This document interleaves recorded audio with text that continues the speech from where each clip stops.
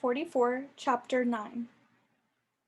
Luke wouldn't have thought he could have fallen asleep there in the woods, in danger, boiling mad, but somehow he found himself waking up sometime later, stiff and sore and confused.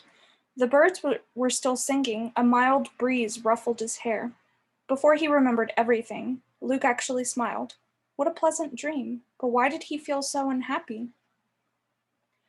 Then he sat up and opened his eyes, and everything came back to him. The note he'd believed in so fervently was worthless dust now. No matter how hard he peered off into the underbrush, he couldn't see a single sign of it. He was out in the woods violating who knew how many rules of the Hendricks School for Boys, and he had no idea how long he'd been gone. Squinting at the sun, Luke guessed that it was at least mid-afternoon. They must have noticed him missing by now. He should be thinking up his excuse now. He should sneak back so at least they wouldn't find him out here. It wouldn't look so bad. Maybe he could convince them that he'd started to run away. The real Lee Grant had done that, supposedly, then repented and turned around. But that story depended on him going back, now. Luke didn't move. He didn't want to go back to school. Not now, not ever. There wasn't anything there for him. He knew that now. No friends, no helpful teachers, no good choices. He was just like some wind-up toy there, marching mindlessly from class to class, meal to meal, trying not to be watched. Just the thought of school made his stomach churn. "You can't make me go back," Luke muttered, though he wasn't sure who he thought he was defying. That was settled. So where else could he go? Home. Luke was overcome with a stronger longing than he'd ever felt before. To see Mother again, to see Dad. This was how miserable Luke felt. He even missed his brothers. He watched a chipmunk race across the ground. The chipmunk's feet barely seemed to touch. It could be just that easy for Luke, going home. All he had to do was start walking. But he didn't know how to get there. Even if he had a map, he wouldn't be able to find his parents' farm on it. He didn't have his fake ID card with him. He didn't carry it at school. He could picture it clearly, tucked in the pocket at the back of his suitcase. He couldn't go back for it. And getting caught without an ID card was as good as admitting, "I'm a third child, kill me." Luke tried to pretend those weren't obstacles. He still couldn't picture a perfect homecoming. Even if he managed to find his family's farm without running into the population police first, he'd just be bringing danger with him. The penalties for harboring an illegal child were almost as harsh as the penalty for being an illegal child. Every second he'd lived with his parents, he'd put their lives in jeopardy. And now there was a record of his existence. If he disappeared now, someone would have to look for him. And when they found him, cowering in his family's attic, they'd be sure to find out the truth as well. Luke picked up a pebble and threw it far into the woods. It wasn't fair. His only choices were to be miserable at school or a virtual murderer at home. He threw another pebble and another. Not fair, not fair, not fair. He ran out of pebbles and switched to bark chips, peeled off the log beside him. Some of the pebbles and bark chips hit tree trunks with a satisfying thud. Luke began aiming. "Take that," he yelled, forgetting himself. Then, terrified, he clapped his hand over his mouth. How could he be so stupid? He froze, listening so hard his ears began to buzz. But there was no sound of anyone tramping through the woods looking for him. There was no sound from the school at all.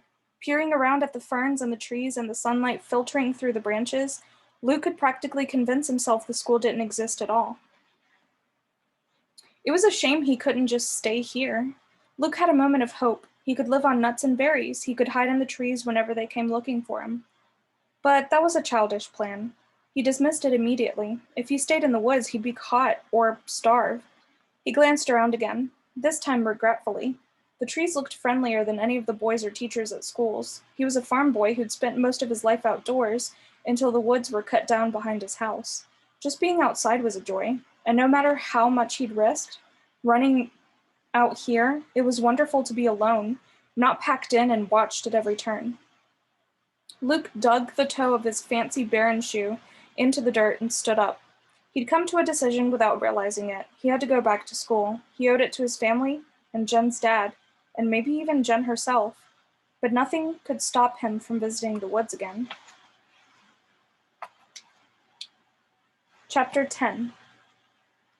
Luke put off returning to school as long as possible. His stomach growled and he ignored it. The angle of the sun's rays grew sharper and sharper, but he consoled himself. It's still daylight. It just starts looking like twilight sooner when you're deep in the woods. Finally, he could ignore the truth no longer. It was getting dark, and even if nobody had noticed his absence so far, he'd be missed at bedtime.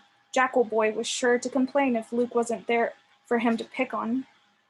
Strangely, that thought almost made him feel good. Luke didn't stop to figure that one out. He strode to the edge of the woods, looked around carefully, then took off running across the lawn. Halfway to the school, he was struck by a horrible thought. What if the door was locked? A few steps later, he was close enough to tell. The door wasn't open anymore. It wasn't even ajar. Luke dashed even faster across the lawn, as if he could outrun his panic. His heart pounded, and it wasn't just from running. He'd been so stupid going out the door in the first place. Or if he'd had to step outside, why hadn't he gone back right away? Why had he risked everything for a day in the woods? He knew why. Luke was finally close enough to touch the doorknob. He reached out with a trembling hand, prepared for the worst. Stay calm, he told himself. If it's locked, maybe you can find another door that works. Maybe you can still slip back in undetected.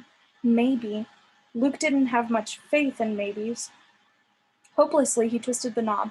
The knob turned easily. Barely daring to believe his luck, Luke pulled the door open a crack. He couldn't see anyone, so he slid in and let the door close behind him. It was dark at this end of the hall. He appreciated the shadows.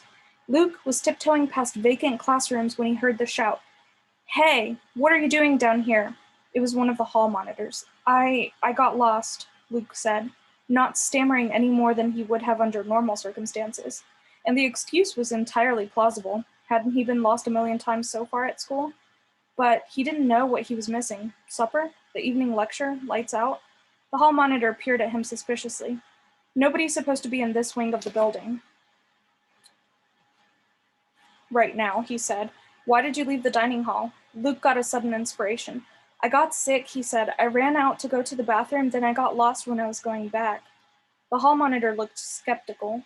The bathroom's right across from the dining hall, he said. I wasn't paying attention. I'm new. I was sick. Luke tried to look dumb enough and queasy enough to have made such a stupid mistake. The hall monitor took a step back, like he didn't want to catch anything. Okay, he relented. Go back immediately. Relieved, Luke turned to go. Then he stopped. Only the day before, he would have obeyed unthinkingly, but now he had a secret to protect. Now he had to be crafty. He turned back to the monitor. I don't know how to get there, remember? Oh, for crying out loud, why do I have to babysit all the Leckers? He took Luke's arm and jerked him to the right. Go that way. Turn left at the first hallway, then left and right again. Just get out of here. The hall monitor sounded a little panicked himself. The day before, Luke wouldn't have noticed, but now he had to pay attention. Something about that door, Luke thought. Why is the hall monitor so desperate to get me away from it? Luke was still pondering that question when he reached the doors to the dining hall. They burst open, and boys streamed out. Luke's timing was perfect. He'd gotten there just as everyone was heading toward the evening lecture. He blended in. See, Mr. Talbot, he thought bitterly, I am following the only bit of advice you saw fit to give me. Aren't you proud? Mighty generous of you, I'm sure. But some of Luke's bitterness had eased. The note had been worthless, but he had the woods to think about now. And if the note had led him to the woods, well, he did have reason to be grateful to Jen's dad, didn't he? Nobody challenged Luke as he walked into the lecture room and sat down. Nobody asked, where have you been all day? Nobody ordered him, never leave this building again. He'd gotten away with it. He could get away with it again. Chapter 11. Luke longed to race straight to the woods as soon as he woke up the next morning. It was torture to stand patiently beside all the other boys, splashing water on his face. It was torture to sit still and slowly spoon in the lumpy oatmeal when he longed to gulp it down and get out of there. Though, since he'd missed 2 meals the day before, it was amazing how delicious the oatmeal seemed for once. It was torture waiting for the cafeteria doors to open and release everyone else to classes, and Luke to the woods. As soon as breakfast was over, he took off, all but running. Surprisingly, given how confused he usually got in the Hendricks halls, he managed to make a beeline straight for the door without once making a wrong turn and having to retrace his steps. Approaching the door, he slowed down, waiting for the crowd to clear in the hall. Finally, there was only Luke and a hall monitor several yards away. The door wasn't open today, but Luke was confident that it wasn't locked. He was confident that he could slip out quickly enough. He glanced back. The monitor was looking the other way. Now, Luke reached for the doorknob, and then drew back. At the last minute, it was like someone or something screamed "no" in his mind. Mother had talked about God sometimes. Maybe that's who it was. Or maybe it was Jen's spirit come to help Luke when her father's note hadn't. Maybe it was just Luke's own common sense. Luke didn't know what he thought about God or ghosts or even his own intelligence, but he knew. He couldn't risk going to the woods today. Luke walked on, pretending to be casually dawdling. "Get to class," the monitor growled. Luke nodded and stepped into the next classroom he passed. He felt as disappointed as if he'd discovered bars on the door. What was he? A coward? Luke remembered all the mind games he'd played with himself, trying to get up the nerve to go to Jen's house that first time. He'd waited weeks, always telling himself he was just waiting for the right moment. He had been a coward then. But he wasn't being a coward now. Sinking into a seat, as anonymous as every other boy in the room, he actually felt brave, clever, crafty. Probably he'd just gotten lucky the day before. If he wanted to be able to go to the woods again and again and again without getting caught, he'd have to be smart about it. He'd have to pay attention to everything. Maybe he'd even have to figure out why the hall monitor the night before had been so panicky. Before he went back again, he'd have to know it was safe. Luke looked around the room. Up front, the teacher was drawing complicated-looking mathematical formulas on the chalkboard. Luke couldn't have solved any of them if his life depended on it. But for once, instead of sinking into despair and staring down at the desk in front of him, Luke got the nerve to peer around at the other boys. A few were watching the teacher. A few were taking notes. No, they were drawing pictures of naked girls. Some were blatantly sleeping, their mouths slack-jawed, and some were sitting off to the side, their arms clutched around their legs, rocking. Luke stared. He didn't have much to go on, since he'd only known 6 people before in his entire life, but that rocking certainly didn't seem like normal behavior.